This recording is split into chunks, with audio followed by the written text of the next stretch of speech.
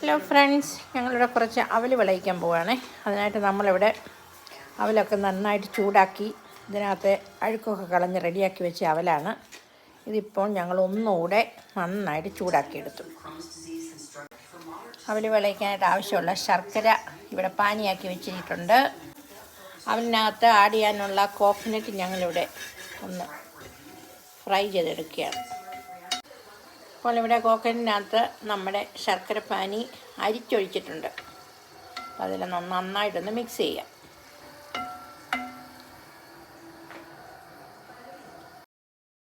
അപ്പം നമ്മൾ തേങ്ങ ശർക്കരപ്പാനിയുടെ മിക്സിലേക്ക് നമ്മൾ അവൽ ആഡ് ചെയ്തു. അവൽ ആഡ് ചെയ്തതിനകത്തോട്ട് പിന്നെ നമ്മൾ ഏലക്ക, ജീരകം, ഇച്ചിരി ഷുഗർ എല്ലാം കൂടെ പൊടിച്ചത് ചേർത്ത് നന്നായിട്ട് ഇപ്പോൾ മിക്സ് ചെയ്യുവാണേ. ചെറിയ ജീരകമാണ് നമ്മൾ ചേർത്തിരിക്കുന്നത്. ചെറിയ ജീരകം, ഏലക്ക, ഇച്ചിരി ഷുഗറും കൂടെ ചേർത്ത് പൊടിച്ചു. ഓൾമോസ്റ്റ് റെഡി ആയിട്ടുണ്ട് ഇവിടെ നമ്മുടെ അവൽ വിളയിച്ചത്.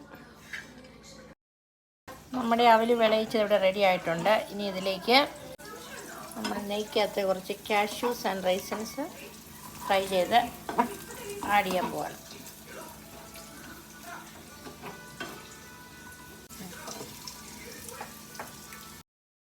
അങ്ങനെ നമ്മൾ ഫ്രൈ ചെയ്ത നമ്മുടെ കാഷ്യൂവും റൈസൻസും എല്ലാം കൂടെ തന്നെ നമ്മുടെ അവലിനകത്ത് മിക്സ് ചെയ്ത് നന്നായി ഇളക്കി തട്ടിപ്പൊത്തി നമ്മൾ വെച്ചിട്ടുണ്ട്. അപ്പോൾ നമ്മുടെ അവൽ വിളയിച്ചത് ഇവിടെ റെഡി ആയിട്ടുണ്ട്. ഞങ്ങൾ ടേസ്റ്റ് ചെയ്ത് നോക്കി. നല്ല അടിപൊളി സൂപ്പർ ടേസ്റ്റി അവൽ വിളയിച്ചത്. അപ്പോൾ എല്ലാവരും വീട്ടിലൊന്ന് ട്രൈ ചെയ്യണേ.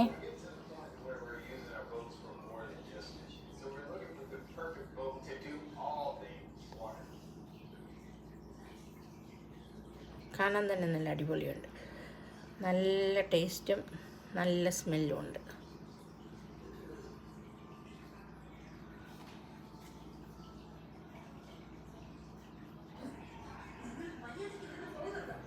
അപ്പോൾ ഞാനിവിടെ നന്നായിട്ട് മൂടി വെച്ച് കൊടുത്തിട്ടുണ്ട്. അപ്പോൾ ഈ വീഡിയോ എല്ലാവർക്കും ഇഷ്ടമായെന്ന് വിചാരിക്കുന്നു. വീഡിയോ ഇഷ്ടമായ ഷെയർ ചെയ്യാനും ലൈക്ക് ചെയ്യാനും ചാനൽ സബ്സ്ക്രൈബ് ചെയ്യാനും മറക്കരുത്. പിന്നെ നിങ്ങളുടെ ഫീഡ്ബാക്കൊക്കെ എന്നെ അറിയിക്കണം. നമുക്ക് മറ്റൊരു സൂപ്പർ വീഡിയോയുമായിട്ട് വീണ്ടും കാണാം. Thank you. Take care. Bye bye.